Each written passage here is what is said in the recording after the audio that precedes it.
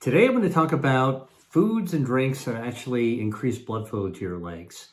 And the reason that we need to talk about this is because if we don't have good blood flow to our legs and our feet, we wind up actually having serious problems with walking, and it actually even gets worse.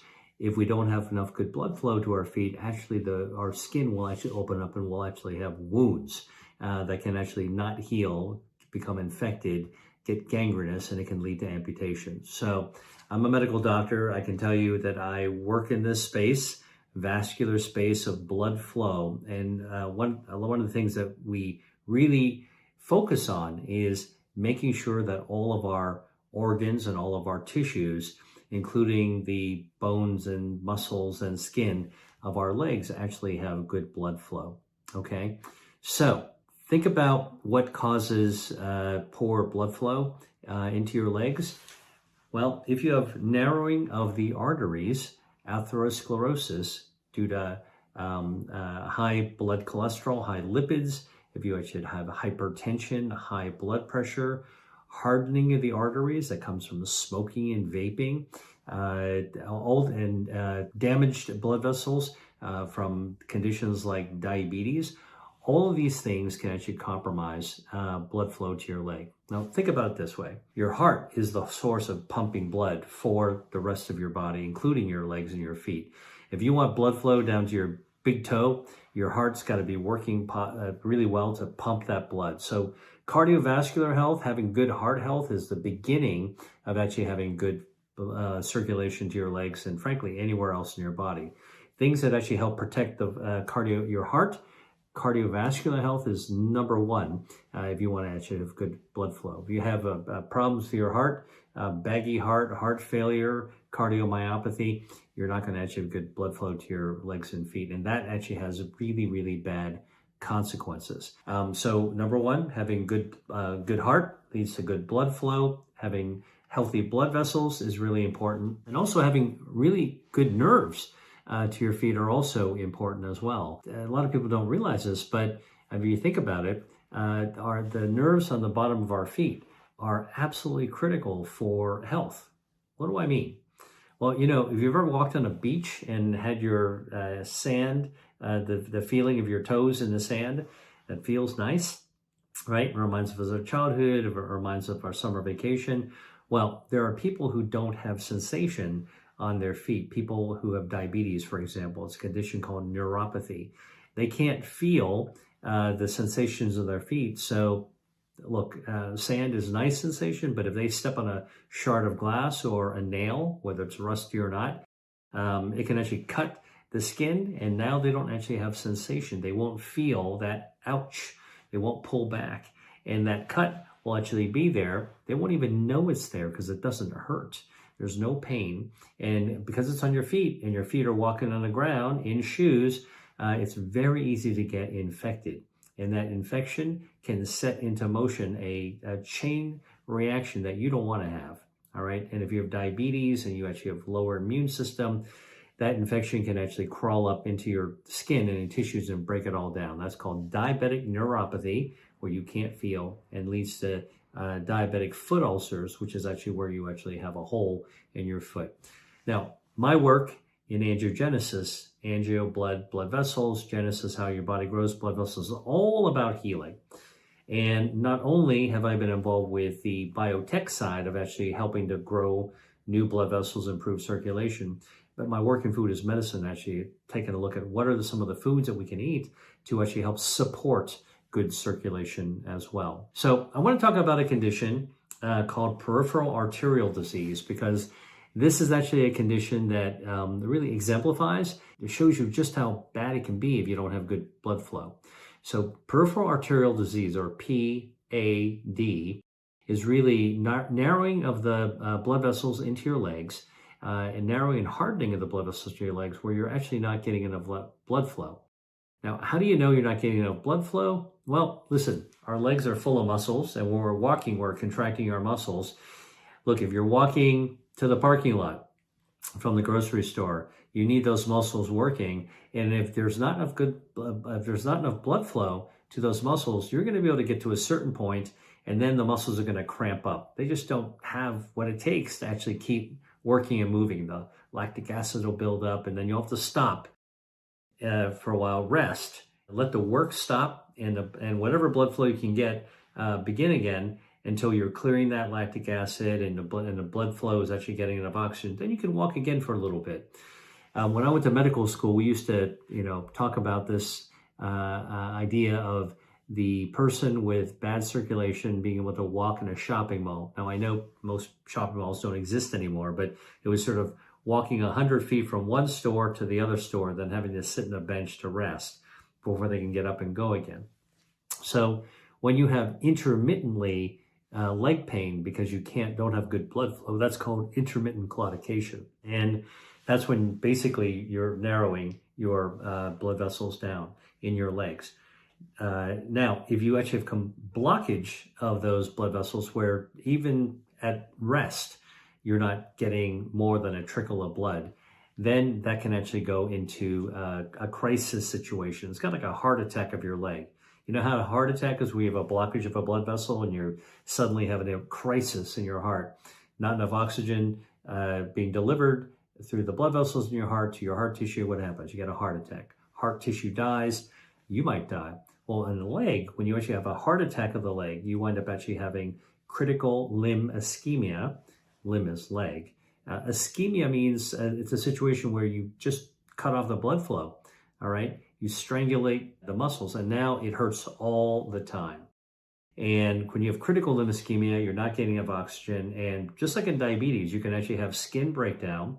In this case, skin breakdown because you don't have a blood flow, and that can get infected, and now you can't, until you fix the blood flow, basically tissue starts to die. You get gangrene, and then you can get infected and require an amputation, all right?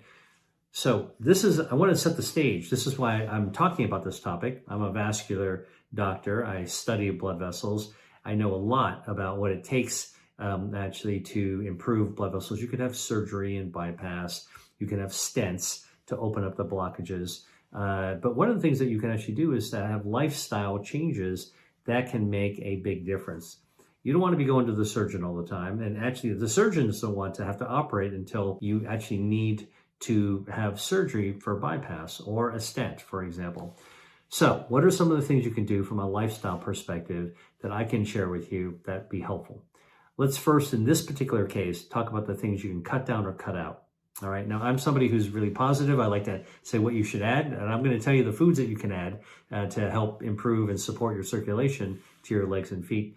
But I do think that in this particular instance, let's start by thinking about the things you want to cut out. You want to cut down or cut out alcohol.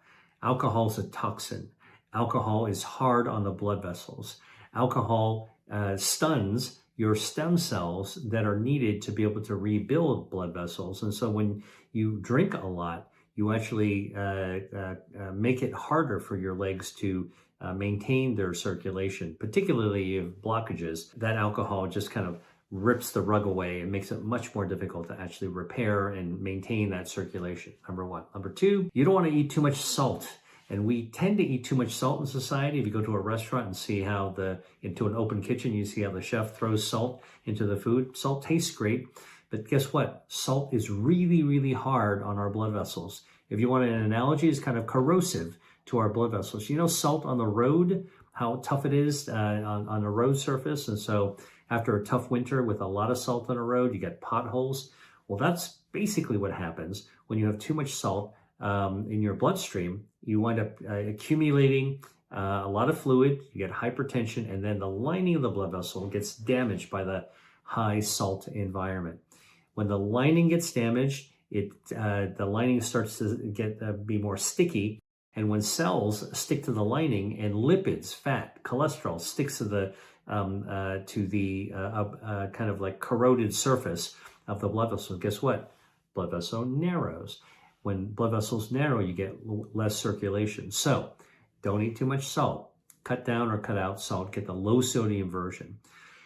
And avoid ultra-processed foods. Now, we know ultra-processed foods is connected to so many chronic diseases, but the one that I really want to talk about is atherosclerosis, right? So you wind up actually having more lipids, more narrowing of the blood vessels, too much salt, which, as I said just now, corrodes the inside of your blood vessels, and ultra-processed foods sets up for type 2 diabetes, metabolic syndrome, and type 2 diabetes. And diabetes is a condition that's well known to damage your circulation, all right?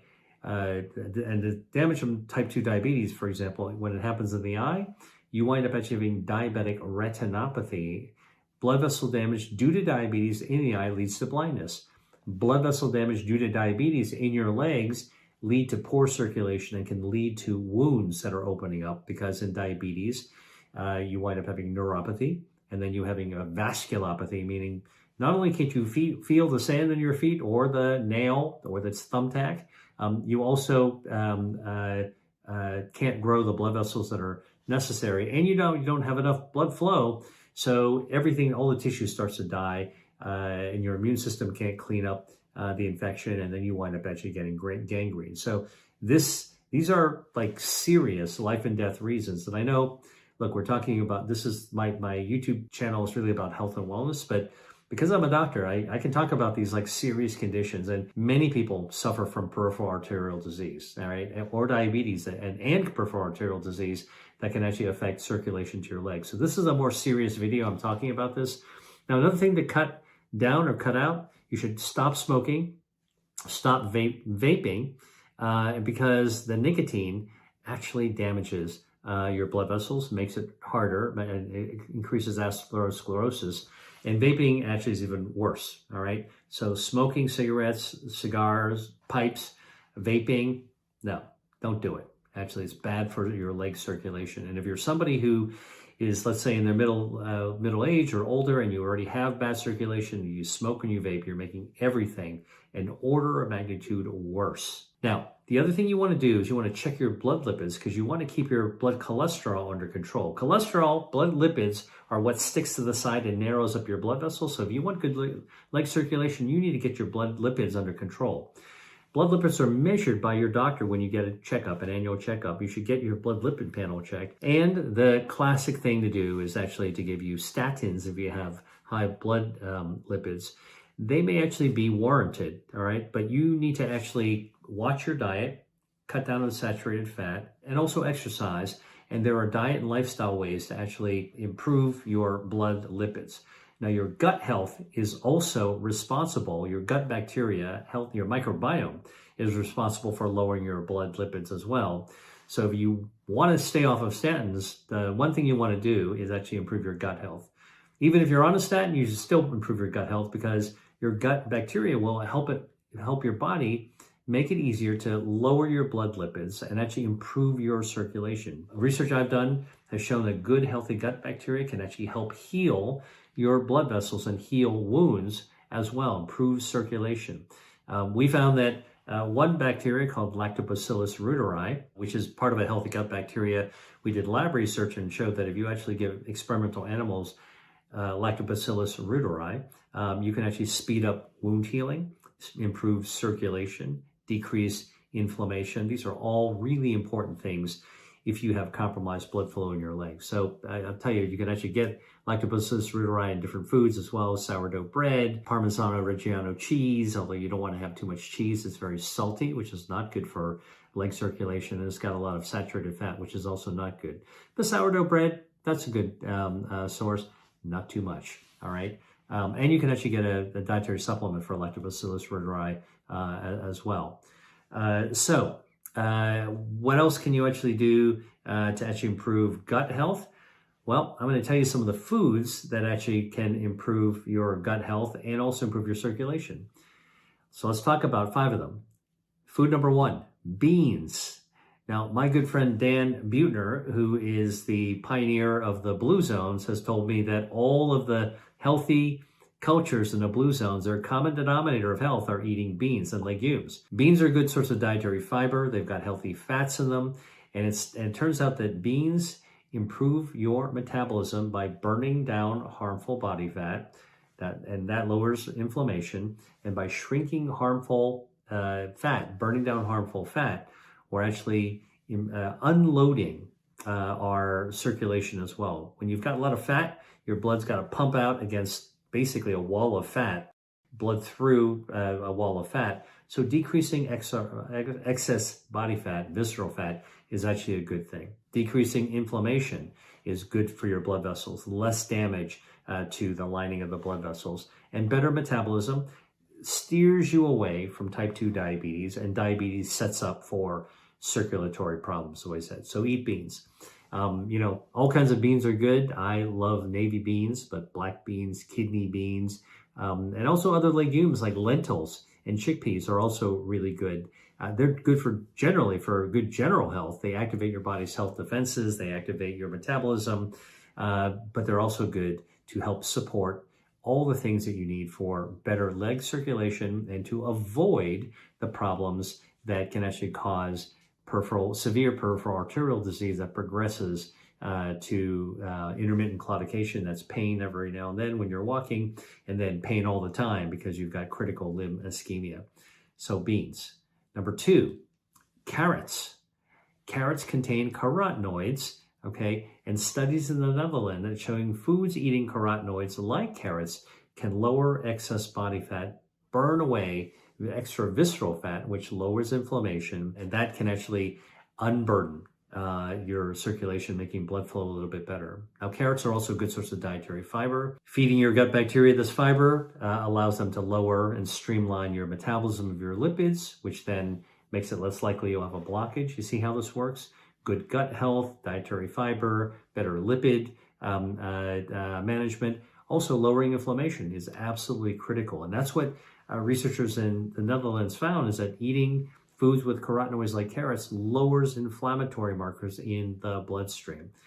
That actually is super important because that lining of the blood vessels that you want to keep nice and slippery smooth. You don't want to have it roughed up. Remember I told you high salt roughs it up. Smoking roughs up the lining of your blood vessels. Well, actually eating carrots containing carotenoids helps to protect the lining of the blood vessels as well. Number 3, garlic. Garlic is, not only a great culinary tool. I love to chop up garlic, saute in a little extra virgin olive oil, and no matter what you put in there, whether it's a vegetable, whether it's a seafood, whether it's a meat, I can tell you it actually makes the food taste a lot better. Think about Mediterranean cuisine, the healthy Mediterranean cuisine, but also Asia. Asian cuisine also uses garlic abundantly in order to be able to create healthy and cook healthy food. So you have extra virgin olive oil, garlic, and you've got vegetables. You've got the makings for a good Mediterranean vegetable dish. And what garlic does, it's amazing. It's good for leg circulation. Garlic's been shown to lower blood lipids, all right? So lower blood cholesterol, lower the bad cholesterol, the LDL, maintain good or even raise good HDL cholesterol. And that's important to actually protect the blood vessels that you don't want to have narrowed into your legs and your feet. Now, garlic does another thing, which is really important to prevent these sort of heart attacks of the leg. Garlic prevents blood from clotting, all right? So it's anticoagulant. And remember I told you, the heart attack of the leg is where basically you have blood clots, a narrowing in blood clots that can actually form on the roughed up lining of your leg blood vessels. And now you have a heart attack of the leg. And garlic actually keeps the blood flowing, all right? It interferes with platelet function, garlic does. And so when platelets are necessary to create a clot, it keeps the traffic moving. It's kind of like a policeman near an area that has some road work, and the policeman, like garlic, is basically telling traffic, keep going, keep going, keep going, one at a time. And that's basically what garlic actually does to prevent blood from actually clotting, all right? Food number 4, dark chocolate. Now, dark chocolate itself is a candy. It's a confection. But dark chocolate is a candy made with high amounts of plant-based material called cacao. Cacao is actually what you use to make chocolate. But so dark chocolate has more cacao. You've heard about this, 70%, 80%, 90%, even 100% cacao. It comes from a seed pod that grow in tropical areas. And that seed pod, when you take out the seeds and you dry them, ferment them, crush them, is actually the basis for making chocolate. The more cacao there is, the darker the chocolate. Because it's plant-based, researchers have found that cacao actually contains polyphenols. In fact, these polyphenols are called flavonoids or cocoa flavonoids. We know what some of them are, like proanthocyanidins and anthocyanins. These bioactives have been shown to be very, very important for blood vessel health. Number one, they lower inflammation. That anything that lower inflammation is actually good for the lining of the blood vessels, all right? They also lower the risk of blood clots. They improve overall circulation, and the proanthocyanidins from dark chocolate actually can help stimulate the body to produce nitric oxide. Nitric oxide is actually a gas, but it's more of a signal inside the body that actually recruits stem cells. So dark chocolate recruits stem cells into our bloodstream. By the way, we're all formed of stem cells. When you were in your mom's womb, before you were human looking, you were just a ball of cells, and it's stem cells that form that ball. And the stem cells could become anything. And that's how you develop the face. That's how you develop arms and legs and a heart, a kidney, and toenails. All right, they all came from stem cells. And so when we're born, we've got extra stem cells. It's kind of like I have an extra can of paint after you finish painting a room. And just like when you have extra paint, you put the cap on, you put it in your basement in case you need to do touch up. In our body, our stem cells after we're born, we've got excess. Those are packed up and they're kept in our bone marrow and other places as well. But the bone marrow contains a lot of stem cells. And dark chocolate actually recruits stem cells out of our bone marrow like bees flying out of a hive. And those stem cells go around looking for anything that needs to be repaired in our circulation, including in our leg and our feet. All right, so dark chocolate helps to improve circulation in our extremities, including our arms and our legs and our feet, and improves blood flow. And this has actually been shown in research that's been done looking at people in their 60s with known heart disease. And they've got blood vessels to begin with. And they did a test called flow-mediated dilation, where they actually put a blood pressure cuff on the arm, blow it up, hold it there, cut off the blood flow to the arm, okay? And then they suddenly let it go. And they use an ultrasound to measure how well the blood vessels rebound when their blood flow is returned. That is called flow-mediated dilation. It's a measure of vascular health. Okay, why is that important? Well, it's important because when in a clinical study, they took men who were in their 60s with known heart disease, they gave them just the equivalent of 2 cups of hot chocolate made with dark chocolate. Over 30 days, they actually found that stem cells came out into the bloodstream, more stem cells came into the bloodstream. They could measure them in each patient, more over 30 days. And then when they measured flow-mediated dilation to see how resilient, how normal functioning the blood vessels are, they found that the dark chocolate hot cocoa intervention actually improved blood flow, improved blood vessel resilience, improved circulation. All right, and that was in the upper extremity, but the same thing would actually happen in your legs as well. So that's food number 4. Food number 5, black tea. You know, Earl Grey, English breakfast tea. There's a lot of black teas that are out there. Fermented teas are also black. Now, black teas are actually start out as green tea, and then they're actually oxidized until they turn black. And then they can actually be fermented as well. Now, black tea contains the same polyphenols, catechins, as green tea does. Maybe a little bit less because of the oxidation, but it's still there. And it turns out that same way the green tea is useful because of these catechins and polyphenols, black tea is also useful. And studies have been done in Italy of black tea and the impact of black tea on stem cells and vascular health. So they took older people who had definitely bad circulation and gave them black tea, 2 cups to drink for a day for a month. And they actually measured in their blood their stem cells. And what they found is that black tea would actually cause stem cells to come flying out into their circulation. These are stem cells normally found in the bone marrow that would actually repair the circulation and improve circulation. Now, how do they know this? Because they did flow-mediated dilation. They did that blood pressure test to see how well the blood vessels would rebound. And from compared to before black tea and then till after a month of black tea, they saw tremendous improvement. Now, here's what they also did, these researchers. They added whipped cream into the black tea to see what would actually happen. All right, and guess what? The whipped cream, the high dairy, remember, I've made other videos to actually tell you this. Dairy in milk or coffee will form little soap bubbles, and those soap bubbles trap the good stuff. They trap the polyphenols. So in the case of black tea, little dairy fat soap bubbles trap the catechins, the polyphenols.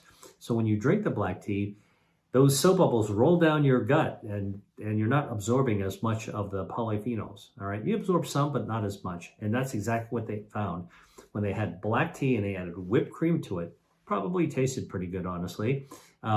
It actually lowered the amount of stem cells that came out. Stem cells didn't come out quite as frequently.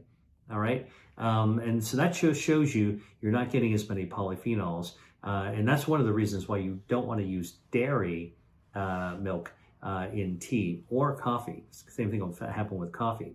Nut milk is fine, oat milk is fine, soy milk is actually fine. Just don't use dairy milk. Hey, just a real quick one here. If you're enjoying this video, then you'll definitely want to check out my free recipe for a carrot top salad. That's right, I said carrot top. In the video, you've already learned that carrots are a great source of carotenoids and dietary fiber. So now I want to show you how to enjoy this delicious vegetable from root through stem. And guess what? It only takes 15 minutes to make it. Get the full recipe. It's completely free right now in the caption below.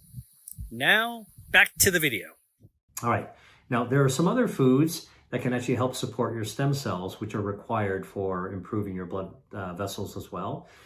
I'll give you some foods that can do this for stem cells. Barley. I love barley soup, for example. You can put barley in a stew.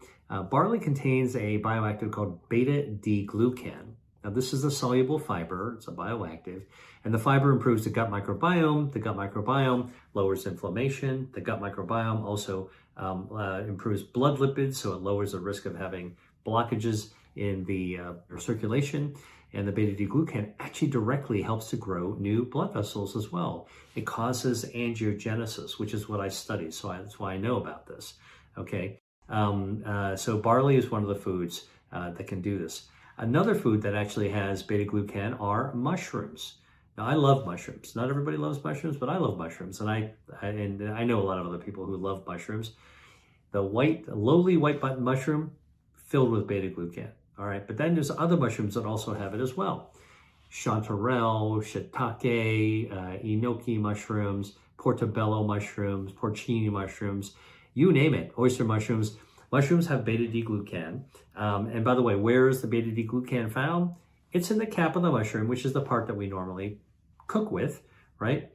But there's beta-D-glucan is also found in the stem of the mushroom, which when I used to buy mushrooms years ago, I used to come home, take them home, clean them up, and cut off the stem. I used to throw the stem away. But guess what? The stem has twice as much beta-D-glucan. So save the stems, eat the stems, make the stems into a food, or saute the stems into a soup, or saute the stems if you actually like it. All right. Now, I love to cook mushrooms, slicing them up, a little bit of extra virgin olive oil. You can chop up some shallots, a little bit of garlic, add a little bit of thyme in there, and literally just quickly saute the mushrooms. You don't need a lot of oil and you don't need a lot of cooking time.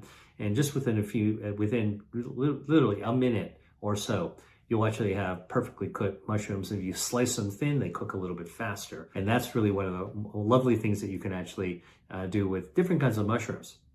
You know, chanterelle mushrooms sauteed that way are really amazing. Porcini mushroom is sort of a delicacy in the Mediterranean. Italians love porcini mushrooms. I loved it. I learned about porcini mushrooms, by the way, when I was doing a gap year in Italy. And the friends that I was staying with would introduce them to me. And I'm like, what's the big deal about mushrooms? You know, they're like, oh, it's a really big deal. And when I tasted it, it was amazing. It was like a steak, you know, like it's sort of like the T-bone steak, the ribeye of mushrooms are porcini mushrooms. Now, I talked about barley, I talked about mushrooms. Hey, what about making a mushroom barley soup? Man, that is a combo that actually is good for your circulation by being good for your stem cells, by being good for your gut microbiome. So think about that. A barley soup, or make a stew with barley and mushrooms as well. Now, here's another food that actually is really good for your circulation, and that's dried fruit. Fruits with peel, all right? It turns out that fruit peel contains something called ursolic acid, and lab studies have showed that eating ursolic acid or feeding lab animals with ursolic acid improves circulation. In fact, there are lab animal models for peripheral arterial disease, the very condition I'm talking about. Bad circulation to the feet. You can get gangrene and wounds to the feet. Guess what? Lab animals eating foods, eating fruit peel, extracts made from fruit peel containing ursolic acid, the circulation is restored. You can actually get reperfusion, better blood vessel growth if you actually are having fruit peel. Now, how to get fruit peel? You can eat fruits like apples, pears, peaches, all have fruit peel, right? So here's how the peel is good for you. But you can also have fruit peel if you get dried fruits as well, right? That's an easier way. If I told you can have apricot peel is actually good for you, you know, you might eat one apricot, maybe, or two if I really pushed you on it. But guess what? If you had dried apricots, you could eat 6 of them pretty easily. Now, you got to be careful eating a lot of dried fruit because it's got the sugar from the fruit as well, and you don't want to have too much sugar in your body. So I just mentioned 6 dried apricots. That's got sugar from 6 dried apricots. If you're trying to avoid diabetes and metabolic syndrome, you probably don't want too much, but it is a way of actually getting the peel, okay, in a smaller, shrunk down, kind of the shrunken head version of fruit peel or ursolic acid. And speaking about fruit peel, this is one of the times that you probably want to buy organic. But again, I can tell you that studies have shown that if you're using pesticides on fruits, that the pesticide isn't just stuck to the outside that you can rinse off, but you can actually penetrate about 20% of the skin using the pesticides, and that you can't wash out.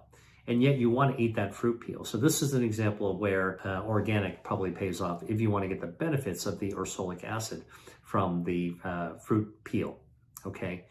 Now, the other thing I would tell you that is another little bonus food that actually be good for your blood vessels and your stem cells are foods containing omega-3 fatty acids like seafood. Omega-3s in the bloodstream protect your stem cells, all right? And you need your stem cells in good shape. It's kind of like the bulletproof vest or the security detail for your stem cells. Omega-3 makes sure that the stem cells are accompanied to their destination and are in good shape. Best sorts of omega-3s, you can have a supplement made with omega-3s, but you know, you can get into seafood as well. Just don't eat too high on the food chain, because then the big fish contain also heavy metals like mercury in their flesh. But if you eat lower in the food chain, you'll be just fine. Like salmon. Salmon's a great source of omega-3s. I would actually get wild-caught salmon rather than farm salmon, because farm salmon are fed chicken and sometimes pellets that contain omega-3s. So get wild-caught salmon. It's going to be better for you. And they're actually eating the foods and the plankton and stuff like that actually has the original source, the OG source for the omega-3s. But it's not just salmon that's good. Cod actually is also good as well. And cod, you need eat about 2 playing card decks worth of cod to be able to get the same amount of omega-3s that you get in 1 card deck size serving of salmon. But that's easy to do. That's not very big. Other sources of seafood also have omega-3s. For example, clams and mussels and shrimp. Lobster also has omega-3s. Squid and octopus also have omega-3s if you're eating seafood. So what's wonderful is that you can actually find all kinds of sources of omega-3 fatty acids that can help protect your stem cells. Now, I'll give you a couple of other tips that would be really helpful. If you want to actually cook healthy foods in ways that are not going to hurt your stem cells, you don't want to be frying your foods, all right? Seafood that's fried, no good. Vegetables that are fried, even like tempura, like I like the Crispies, don't do that, because frying actually creates harmful chemicals like carcinogens that actually provoke inflammation in the body. And you don't want inflammation to damage the lining of your blood vessels. That's not good. All right, especially if you have peripheral arterial disease. So you don't want to be eating fried foods. All right, that's a really important kind of concept. Now, there's all kinds of other dimensions of peripheral arterial disease and diabetes and the conditions of together that I can talk about. I'll make a separate video about wound healing and wound care about that. I've spent a lot of time working in that space, and some of the dietary and foodist medicine approaches that can be helpful as well. But now you've got sort of a big walk around the park of peripheral arterial disease and dietary do's and dietary don'ts and some lifestyle don'ts in terms of how to actually maintain good blood flow to your legs and feet, even if you have peripheral arterial disease. But if you want to avoid it, these are also tips that also can work. So hopefully you learned something about your circulation in your leg. Thanks for watching, and I'll catch you on the next video.